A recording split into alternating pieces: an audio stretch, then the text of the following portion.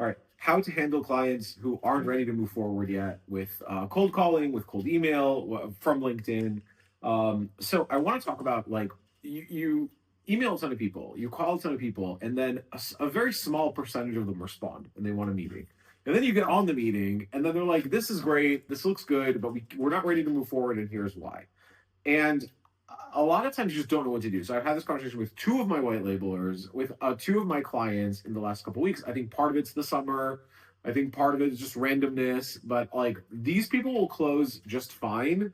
But in most cases, you don't have a proper response or a proper sales process to accommodate these clients. You either try to Grant Cardone them and like abuse them emotionally, which doesn't work, or you're just like reach out when you're ready, which is not a bad idea, but it's not optimal. So what do you actually do here? So I want to explain first, like where does emotional inertia come from? So it's a combination between anxiety and like lack of key performance indicators. So what does it mean? So we have family friends that we went to see in Texas, and they want to move back to where their family is. They want to move back to the East Coast, but basically they say they're like, we want to move, but we have like friends, we have a church network here, we don't want to move yet. And they've been saying this for a very long time. And I was talking to one of my family members about it, and I was like, if they're going to do it, they might as well just do it. Like it's the waiting that kills.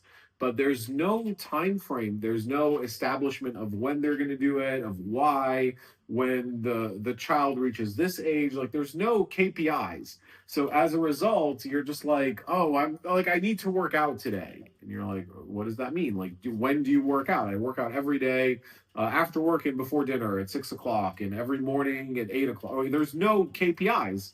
So there's no logical foundation that's input based that you can control or the market can control that's driving that decision. Just a ton of anxiety. And your job in sales is you want to keep the emotional tension because that's what moves people out of inertia, but you want to get rid of the anxiety. So this is a good time to add social proof, especially around sensitive topics and pain points. So you can say like, listen, for my other clients, this is very, very common. And let's say you do ad creatives or you do outreach, and you're like, well, listen, like when does this become a bottleneck? It's usually when a company reaches this size, when they're making this much money a month, and then they need this, and then this becomes a bottleneck, and then we solve it, and we do it better, faster, cheaper, and here are the KPIs for that. A lot of times these people are sold.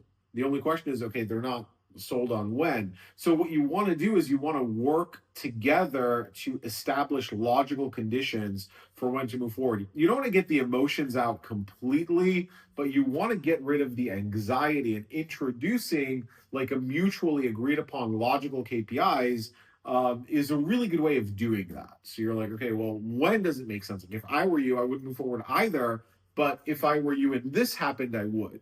And what I like to do is I don't like to do the used car salesman stuff like, well, you should be ready to make a move. Let's get you in the car today.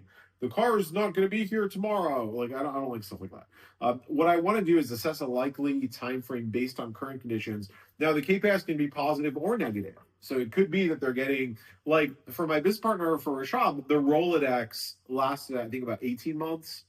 And after 18 months, like the Rolodex dried up, and then he's like, well, I got to get my own leads now. So that's like a negative KPI. And then a positive KPI is, hey, we made so much money, we brought on so many new clients that we actually can't keep up with the demand. So we hired a bunch of people. Now we can handle more lead flow, or now we need more creative, or whatever it is. So what we try to do with clients on calls is we try to assess a likely time frame based on current conditions, where the KPIs are either going to be positive, like, hey, we can grow into a role where we need you, or negative, where we're like, shit, we really need you because we're not making money. And then you schedule a follow-up call to assess. And the other thing that I want to tell you is we close a lot of these guys. Like these deals will eventually close. The clients tend to stay for a really, really long time. Remember, like this is really important to remember. If they responded to you from outreach and not from a referral, not from an ad, there's a really high likelihood there's a very strong need there. So your job a lot of times is be really nice, believe in them, believe in your process. They're going to close just fine. Might take 6 months, a year, 2 years. What are you doing right now that's so important? Like the time is going to pass anyway. So you're just going to get better. So enjoy the ride. If these things happen in the summer, not a big deal. Don't worry, you'll get yours. And have a great day, and I'll talk to you guys tomorrow.